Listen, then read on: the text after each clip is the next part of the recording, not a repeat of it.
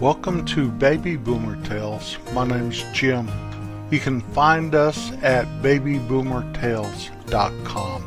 That's our webpage, and there are links where you can hear our podcasts. Also links to our social media pages, such as Facebook, places you can click and enter where you can purchase things that help support our podcast. And of course, there are pictures of Colorado and Kansas, places I've lived, places where I've roamed. I'm roaming around northeastern Kansas these days. I've actually been here over half my life now. That's amazing. I still consider myself a Colorado boy, but I don't think that's the case. When I go back to my little hometown, I really do feel like a stranger, and yet I know that's where my roots are. I've just got over recuperating from cutting a tree down. I know I talk about that all the time, but it's usually just limbing up trees, taking down smaller trees, whatever.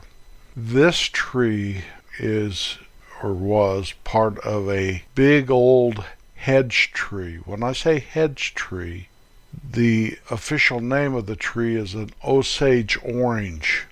Farmers loved them back in the 1800s and whatever because you plant a row of them, a hedgerow, and they grow down to the ground and they make a natural fence line. Well, around here, I don't like them around the fence lines, and I'm fighting that constantly. But I have some that I've limbed up, and they are a very pretty tree, and probably the biggest one I have is back by my trash barrels. It was getting so big, and they like to droop down as the limbs go, and this one has 3 trunks, basically, and the one trunk that I cut down was getting so my guys with the hay balers and the hay wagons couldn't drive under it. I could barely drive under it with my pickup. So I knew I had to take it out of there, and it was a 5-hour job. And hedgewood is the heaviest, densest wood I'm aware of. The Indians made bows out of them and tomahawk handles. Early settlers made wagon wheels out of this wood. It is so dense, it burns like coal, and it burns very, very hot, but I can't burn it very much in my fireplace because it will melt my grates. I experienced that one year when we had an ice storm and it knocked our electricity out for a week. I literally had to replace the grates, and it was from that wood burning. So in a potbelly stove or something, it's fine, you can burn it straight. But this, I just throw a piece in once in a while, and I try to just burn oak. That's a hardwood also, but not nearly as hard as this Osage orange. So I cut it down, and the limbs are very, very stout and full of thorns a lot of places. Usually when the limb is younger, it has these thorns that they won't really injure you, but they'll make you look like hamburger. And so I have all kinds of scars from those things, mowing too close to them or dealing with them like cutting a tree down. And at the end of it, I knew that I had sharp blades on my chainsaw, and I knew I'd have to sharpen it after this tree. It just is so hard to cut through it, and I have a very good chainsaw. And a piece about 18 inches long, cut into firewood lengths before I split it. And I can't split it by hand, it's too hard, it's twists in there. But I don't even know why I'm telling you all this. Anyway, a piece like that weighs 60, 70 pounds, 18-inch piece. It took everything I had. My wife got very, very concerned for me, trying to tell me to stop and finish it later, and I couldn't. I don't like that stuff hanging over my head. So I finally got it done, and now I've got a nice clear way for the hay baler to go under. I'm getting too old for this. Really, I might not have thought that much about it 25 years ago, but I think I'm younger than I am when I start doing projects like that. And I told my wife, I said, at least I drank 3 bottles of water while I did it, because she's always concerned that I never stopped for water. But it was a cooler day, even though it got into the 80s. There was a breeze and it wasn't bad early in the day. And so I got her done. Yay.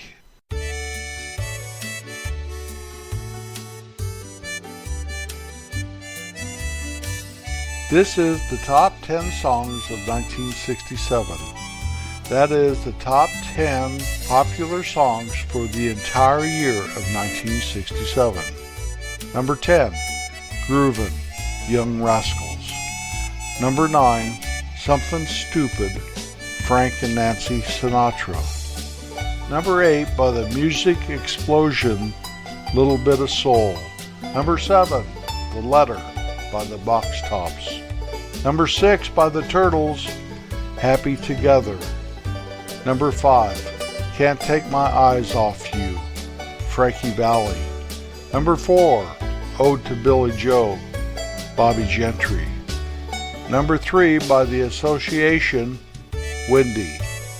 Number 2, Light My Fire, The Doors. Number 1, I'm a Believer, by the Monkees. Now you may have noticed there were no Beatles songs in the top 10. I looked that up because I was amazed. And the best rated song of 1967 for the Beatles was number 29, All You Need Is Love.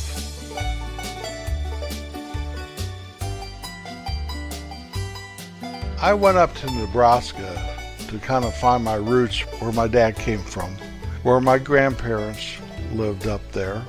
And I went up to that little town. It's been years ago now. And I couldn't find where Grandpa's grocery store was. Drove around town and I thought I'd remember the block they lived on and the house, and it really, nothing looked familiar. So I went down to the city hall, or the county courthouse. The town they came from was the county seat of their county. And nobody could remember my grandpa's grocery store. I even found an older lady working there in the courthouse, and she couldn't remember. She thought maybe she might have when she was a little girl. And she was definitely older than me. My grandpa and grandma lived there for years and years and years, and nobody remembered them in that town. Nobody that I could find anyway. Now, if I would have stuck around for a few days, went to the coffee shop, stuff like that, possibly. I mean, my grandfather was long dead and had to be somebody that was, or maybe my parents' age, but nobody remembered them. My grandkids don't remember my parents. They had died before my grandchildren were born, and all they are a name or maybe an old picture. They do remember my wife's dad because he just passed away a few years ago, but they don't remember Kim's mother at all, except there again for a picture or a story or something like that. We're trying a new segment here called At the Movies, or something like that. I don't know. We're going to try this out, see if it works out for me. I don't know. I've tried different things over the years. Some of them stick, like Forky and Earl, and some of them don't. The movie we'd like to review, though, is Where the Lilies Bloom. It's from 1974. Two of the actors in it I was familiar with. Jan Smithers, if you remember her from WKRP in Cincinnati, and Harry Dean Stanton. He was in a lot of movies, a whole bunch of them. Jan Smithers was quite young during the filming of this movie. I say quite young, I'd say probably about 16. It's about a family in North Carolina, Appalachia, and what it took to survive. The lead of it was a 14-year-old girl that was just amazing. I never heard of her or anything ever. I looked her up, and that was the one part she played. She didn't do any acting after that. She's retired and has future grandchildren and all that stuff now. I found this movie on my Prime streaming account, It had a few commercial breaks, I think 2 commercial breaks, and that's okay. Usually when I watch a movie on TV, I pause it and take a bathroom break or get a drink of water or something anyway. So that was not a big deal. It didn't take away from the movie at all. It was written by Earl Hammer. If the name sounds familiar, he was the creator of the Waltons, although it wasn't all warm and fuzzy like the Waltons by any means whatsoever. Excellent movie. I gave it 4.5 stars. Where the Lilies Bloom. My grandparents always seemed to be old and never seemed to grow any older to me. The only exception, really, was my dad's dad, my grandpa, the one from Nebraska originally. Kim and I went and saw him in New Mexico right before he passed away. My cousin had called me and told me I had a choice. Come down now and see Pop. That's what she called it. See Pop now or come to his funeral in a couple weeks. So we went down there and I saw him. All of a sudden he seemed to be so old and his arms seemed to be swollen up like Popeye's. His ears seemed to be like Dumbo's, just so big. And his nose was huge. And he was all withdrawn and stuff. And it was really heartbreaking. We used to always tease each other that we'd have a poppy nose. That's how we teased each other, my brothers and my sister and I, when we were kids. He had a dominant nose, for lack of a better explanation of it. At least we thought so. And I think we all had little traces of Poppy's nose. I wonder if my grandchildren see me as an old man. I'm sure they do. I'm sure they do. That's all they've known me as, I guess. My oldest one, I was in my mid to late 50s when he was born. To a little kid, a 50-year-old person seems old. And that's okay. I don't care if my grandchildren remember me as an old man or not. That doesn't matter. What I hope they remember me as is nice, and I would laugh, and maybe a twinkle in my eye. I hope they don't remember things when I let my guard down. Like one time they were chasing fireflies, and I made the mistake of giving them glass jars, and one grandson dropped his on the patio, and I reacted not like I should have, like, oh no, what do you do? Why do you do that? Or something, you know, and he cried. And I made a new policy that they use Tupperware to catch those fireflies, and that works okay. But they don't even chase fireflies anymore. They're all too old. When I go back to my hometown, I drive up and down Main Street and I see things like the hardware store. It's no longer a hardware store, it's a restaurant. Pete's service station isn't even open. The bowling alley is a feed store, and I don't think that Sonny and Ruthie's children have anything to do with it anymore. Cindy did, but she's gone. The stone lodge where Wayne was raised is no longer there. I'm not sure of the Conoco station. I think it's there, but I can't remember. I really can't remember. I know Jack's Sinclair is some kind of a restaurant now. The Sinclair station's a restaurant. The only people that live where I remember them living when I was a kid is Connie. Her and Richard built their home right next door to where she was raised, where my grandparents lived. And the people seem to take care of that house, and that's good. It really kind of looks like it did when I was growing up. Larry, I think, still lives over where he was born and raised. Family compound there. Although things changed there. It's a terrible thing that happened to his house one time. Does anybody remember? Very few people remember me back there. After about one generation, you're pretty much forgotten except for family. And 3 generations, you're gone there. And you won't be remembered again unless somebody gets into genealogy and finds a little bit about you. But that's not what's important, I don't think. What's important is the legacy you leave behind for somebody in your bloodline or your family. It doesn't even have to be your bloodline. Really, family is much deeper than blood in so many ways. To carry on what you have passed down.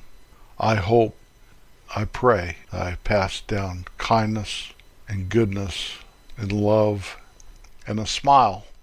I do. If I have a legacy at all, I hope he was kind. It's hard to do that in this day and age. But is it? Is it really all that hard? To keep your head in the midst of chaos? To forgive the unforgivable? To love the unlovable? To do your best no matter what? I don't know. I hope that I was the son that found his way back home. I hope my parents saw that. I hope I was a good husband and father and grandfather. I'm not to judge that, though. There's a song by Jeff Moore called When All Is Said and Done. I just want to read you a couple lines from that song. When the music fades into the past, when the days of life are through, what will be remembered of where I've come when all is said and done? Will they say I loved my family, that I was a faithful friend, that I lived to tell of God's own Son when all is said and done? Thank you for riding along today. It means more to me than you will ever know. Never forget to be kind, no matter what. I'll be back next Wednesday. Peace out, my friends.